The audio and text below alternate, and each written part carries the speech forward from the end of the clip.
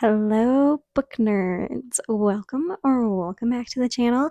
Today, grab yourself something fun to drink, a sweet treat, whatever, get cozy, because I'm going to be talking about all the books that I read in the month of February.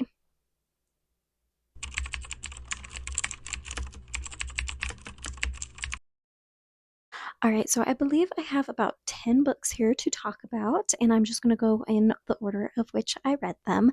So, the first book that I read and finished in the month of February was Redeeming Love by Francine Rivers. This is a Christian biblical retelling set in California in 1850s, I believe, like the California Gold Rush. And this is a retelling of the story of Hosea and Gomer in the Bible. It's a little bit different. It's not like step by step of the Bible story, but I really, really enjoyed what she did with it. I do have a full on reading vlog of this one. I gave it a 5 stars. I loved it, but this does have a lot of content since it kind of follows that story. For those of you who don't know, Gomer was a prostitute. So in this story, our main character, Angel, she was sold into prostitution at a very young age. And so it deals with a lot of stuff and has a lot of very tiptoey on the line sexual content because of that. But the redeeming love of God is shown very, very well. And if you think you can handle the content that is in it, I think it's a very, very good read. I want to try something new for my reviews. I have a little quote or two. I think I might have two for this one that I want to read to you guys just to see if it grabs your interest. I love quotes, so that's what I'm going to do. So for Redeeming Love, I had two. I'm only a tool, beloved, not your savior. So first one, and then the second one is, just because you don't believe in the Lord doesn't mean his power isn't working for you. So those are two of the quotes. There are tons more in that one, I will say. But yes, Redeeming Love by Francine Rivers. Really, really adored it and do recommend it for those who don't mind and can handle harder subject matters and content. Very beautiful book. All right, and then the second book that I read was The Unselected Journals of Emma M. Lyon, Volume 2. I listened to this one on audiobook, and I actually did a buddy read with Alma from Alma's Book Journey. I think that's her. I'll put her handle somewhere. I really enjoyed doing this and buddy reading this with Alma. We're going to continue on with the series and do the third one next month. It has definitely made it more intriguing for me and entertaining to keep up with the story, having somebody to talk with it about. So thank you so much, Alma, for that. I gave this one a 3.5 stars. It's kind of, I'm not sure if it's like Regency era, but it's like an older era, and it's by Brett Brower. I've been hearing about this series. There's apparently supposed to be like a ton, like 25 in the series, and they're only about to release number 9. So not sure what I've done to myself if I end up getting really, really hooked. But here is one quote from that to see if it intrigues you. I have found that on occasion of high absurdity, one either discovers a great friend or someone to never speak with again. All right, and the third book I read was Someone Like You by Karen Kingsbury. Also have this one in a reading vlog. I only gave this one a 2 stars. It did not really live up to expectation standards at all. This is an embryo adoption, like twin split as embryos type of story, and it's got a lot of tragedy and stuff in there, but it's supposed to be a romance, and the romance was just really, really weird. It didn't work for me. I felt like it was very lacking in any deep emotional like connection. And then the second half of the book, she had some setup, but the second half just kind of rushed through, even without just the romance aspects, the whole plot, what she was going for, and some family like reconciliation and stuff. It just all fell very, very flat for me. So I don't personally recommend this one. I'm haven't read too much by Karen Kingsbury, but the other two that I have read, I would say are better than this one. So I would just kind of steer clear of this one if I were you. Let me read the quote from this one, though. You don't lie to someone you love, and you don't love someone you lie to. It's definitely harder to find quotes for ones that I didn't like as much as ones that I loved. So it's an interesting challenge for me, but I'm gonna do it for you guys. Next, also in that same reading vlog, is Of Love and Treason by Jamie Ogle. This is an ancient historical Christian fiction set in 270 AD around the time of Saint Valentine. Valentine was a leader of the church who decided to go against the emperor's edict to ban marriages and to continue to marry people because he declared and believed that God is the one who created marriage and only God can take away that right. Like, that's not something that any earthly ruler has a right to take away from people. So he continued to marry people. And this is a historical story about him. It also follows a jailer and his daughter who is blind and their coming to faith story and how they wove and interconnect. And this was just so beautifully done. This is some of the best faith themes I've ever seen in a book, too. So if you're looking for really strong faith themes, if you're like more of that ancient setting, or if you really want to see some early church and you're interested in like persecution of early church, all of this was done really well. Definitely some heavy themes in this because of that, and everybody knows how St. Valentine's story sadly ends, but just so wonderfully done. It was a 5 stars for me, and I'm very, very excited to check out more by Jamie Ogle because of it. And let me read our quote. I will see you again, my love. My soul and body will soon be separated, but my heart I leave with you. As I live and die, I remain your true and loving Valentine. All right, next I read The Retreat by Haley Gardner. This is an author who has sadly passed away, but she wrote completely like clean, sweet romance. This is a rom-com, and it is an enemies to lovers kind of trope, which I will say straight off the bat, I do not really like enemies to lovers tropes. And this one played heavily on the pranks aspect, which I've really found I do not like. I find it very mature. So if you like those tropes, you might have liked this a lot more than me. I rated it a 2.5 stars. Now, I will say that seems really low. It seems like really harsh, but I have been tweaking my rating system and I'm trying to be a lot more fair overall. And technically a 2.5 stars is like the middle of the ground. It's like an average rating. So that is what I kind of took this as, is an average, decent, good rom-com, but it wasn't for me. Okay, so in the 2-star range, it's kind of not really going to be for me. There's going to be something missing for me. So like I said, those aren't my tropes. There was nothing really like wrong with her writing or anything like that, but it's sweet, it's short, it's clean. So there were some things that I liked, and the cover's beautiful, but I think I probably need to check out a different book with some different tropes from this author to really tell if I jive more with her than this one. But I'm still glad that I read it and was able to like check out content and stuff like that. Just it's all left down in the description box for you. But this is a decently good, clean one, especially if you like enemies to lovers trope. Let me go ahead and read that quote to you. For The Retreat, folks, let me tell you a little bit about the greatest wonder of our universe, if I may. Please turn around and take a good look at this girl sitting right next to me. She's it. She's it for me. All right, next, I actually read a recently released Christian fiction, and that was An Appearance of Impropriety by Jana Bree. This was a romantic legal drama.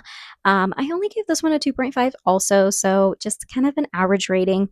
I will say I like legal dramas. I think I have found that I really enjoy the legal aspect of it and knowing all that stuff. And this had a lot of setup with the legal aspect and with the faith aspect that I really thought I was going to like it. And I would give you a summary, but honestly, there was a lot to it and it was kind of all over the place.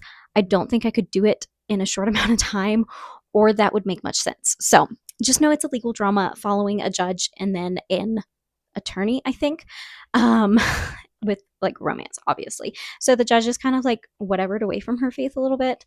So there is faith content. It's Christian, but it just, I don't know, it fell a little flat for me. There were some things that I liked about it, but I felt like it was very rushed at the end and didn't quite wrap it up enough to be more than just kind of an average for me personally. The quote from that one that I picked out was, "Hurting people are everywhere." Next on our list, I also read on my Kindle and I got it through my library, and that was Rapunzel's Gambit by Mary Meckham. And this is a 3-star for me. It is a fairy tale retelling, so just like a little above average. I will be honest with you guys, it's not that this is a bad book. Fairy tale retellings are just not quite my cup of tea. I enjoy them sometimes, but I'm not like over the moon about them. I'm not sure if I've been over the moon about any so far. So I think a 3-star was a pretty good and fair rating for me. This definitely takes a twist, and it does. Mary Meckham's writing seems to lean a little bit heavier on some like detailed kissing and stuff like that. So, content warnings will be down in the description if you're wondering if it might be too much for you or whatnot. I'll put that down there. For this one's quote, I wrote, I think you like your men like you like your chess games. A little challenging. It was interesting, guys. It was an interesting read, and Rapunzel was kind of saucy and spicy, and I had a fun time while reading it. So for those of you who are more into it, I feel like you'd probably enjoy it a lot more than I did. So, all right. And then the next book I read was Love and Other Goals by Tracy Bach. This was my reread for the month. If you don't know, I'm trying to read at least reread one book every month this year, trying to get back into that. And this was one of my favorite books 2 years ago. And I'd gotten the paperback and then I never wrote, never whatevered. And anyway, I annotated it. I loved it. It was still 5 stars. Adore it. This is a Christian contemporary romance set in college. It's kind of a sports romance because our main male character, Mateo, plays soccer. So we love to see that. But it's so well done. It's the start of a interconnected trilogy series, little romance series. So I really, really loved this one. And let me just read some of my favorite quotes for you. I want to bottle up the smile Mateo gives me in response and pull it out anytime I feel sad or cold or lonely or really just for any reason at all. Hey, I never claimed to be calm or rational about soccer or Mateo at this point. I love that line because that is me about my husband and soccer, okay? Because I used to play. So one more, okay? Just one more. Bear with me. It's the simplest thing, but I'll never get tired of hearing my name come out of his mouth. It's just so cute. Okay, so yes. All right, and then the next book I have been rereading with my children aloud, and that is The Voyage of the Dawn Treader by C.S. Lewis. This is the third in the Narnia series if you're reading in publication order, which is what we are reading in. So if y'all want to argue about that in the comments, you can go ahead and argue about that. But that's how I'm reading it. That's how I was read it, and I think it's the correct way. So anyway, 5 stars. Loved this book. I adore this book. I love the friendship between Eustace and Reepicheep so much. For those of you who don't know about Narnia, it's a children's fantasy, Christian fantasy series, but you don't have to be Christian to read it. Like, it's so wonderful. And here we are taking a voyage to the very end of the world. We're trying to go to Aslan's country, and it's beautiful. And one of my favorite quotes in it is at the very, very end, and I wanted to read it to you guys. So I was totally not like holding back tears and crying a little bit when I read this to my girls the other day. All right, so they're about to leave and they're asking, like, Aslan, we don't want to leave. We want to see you in our world. And he says, I am, said Aslan, but there I have another name. You must learn to know me by that name. This was the very reason why you were brought to Narnia, that by knowing me here for a little, you may know me better there. Chronicles of Narnia, guys. Just, if you haven't picked up the series, stop watching my stuff and go read Narnia. I'll wait. And then finally, the last book that I finished up this month. Now, I still have 2 days left of the month, but the books that I've read are currently reading. I'm not even 50% through, so I'm pretty sure I'm not going to read anymore. If I do, I will pop them up somewhere or come in and make another little clip or something for you. But I'm pretty sure this is going to be my last read for the month, and that is Digital Detox Devotions. This says it is Bible wisdom to unplug from screens and connect with God. This is by Carrie Scott, and it was an ARC I got through NetGalley. It came out February 1st of this year. So I just finished this one and I haven't decided on a rating yet. I'm still trying to tweak my nonfiction rating system to be really accurate and stuff. So I will put it up on the screen as I'm editing this because I'll have made it then, but I don't know at this point in time what it's going to be. Here's what I will say about this one. I didn't love it very much at all. I will say that it got better once you got like 40 to 50% through, but the first 40 to 50% of it was a lot of repetition, a lot of kind of talking down and talking harshly a bit. Like, there is this overall concept in the book of like social media is evil and everything is wrong with it and you just need to like rip it out of your life.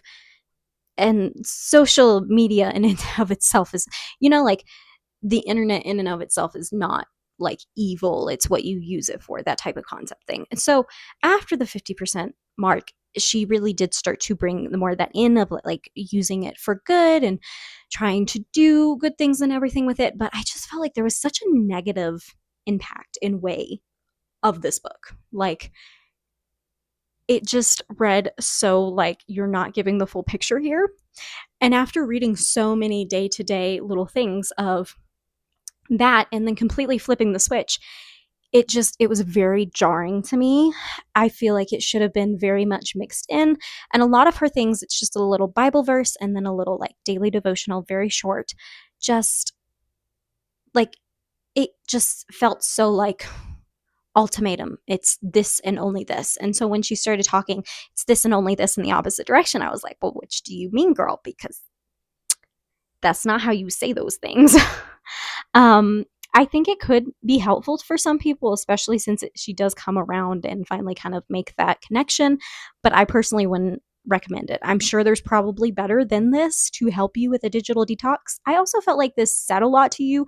It didn't tell you a lot. Like, it basically kind of just kept saying, get off of social media, stop being on your phone, stop doing this, and just go open your Bible. That's pretty much all it told you. And for somebody who's brand new to the faith, I feel like that could be overwhelming. And when I was looking through reviews and trying to, I'm trying to whatever my thoughts, I found quite a few people saying that they were new to the faith and found this kind of attacking and jarring and not very helpful. So I would keep that in mind. I'm not new to the faith and I didn't really find much very helpful about it. There was some truths and good things, but overall, I did not like her approach to it, and I didn't really find much edifying information amongst it, even if a lot of it wasn't like untruthful, if that makes sense. I will also like to say that this woman used the voice and some other translation. I think there was a couple ESVs, but some other translation I'd never heard of, and it didn't read like the Bible to me most of the time. So I was having a really hard time just reading this daily because I was like, that doesn't sound like the word of God. That's a me thing. I really do not like the newer versions that don't sound like the Bible. So, entirely me thing. But I did find a quote that I liked, and that was, let nothing come between you and your time with God, and let nothing replace it. Absolutely 100%. Like I said, there's definitely some good truths in there, and it's not that a lot of the stuff she wasn't saying was untrue, but the way she said it and did it, I didn't love it, and I feel like it could be unhelpful to a lot of people, but it might be for you. It might be something you want to check out. Who knows? So that is what I read in February. I'm a little long-winded. I'm sorry. I told you to grab a sweet treat. I hope you did. And hopefully you enjoyed it while listening to me chat and ramble. Let me know. Have you read any of these books? Do you agree with me? Do we have differing opinions? And please let me know, what was your favorite book of February? This is very hard for me. Very, very hard for me. I always exclude rereads because I feel like that's not fair. But I had 2 5-star reads this month, which is insane for me. And that's of Love and Treason and Redeeming Love. And both of those I loved so, so much. I think Redeeming Love probably pulled up a little bit more. It pulled more out of me emotionally. But it's a very hard pick. So let me know down in the comments. I'd love to chat with you about it. I'd love to add your favorite read to my upcoming TBRs, in the future. Love to just make that never-ending TBR just keep rolling, All right, guys, chat with me down in the comments. Thank you so much. Like, subscribe, do all the things you know how to do, and I will see you guys in the next one. Bye!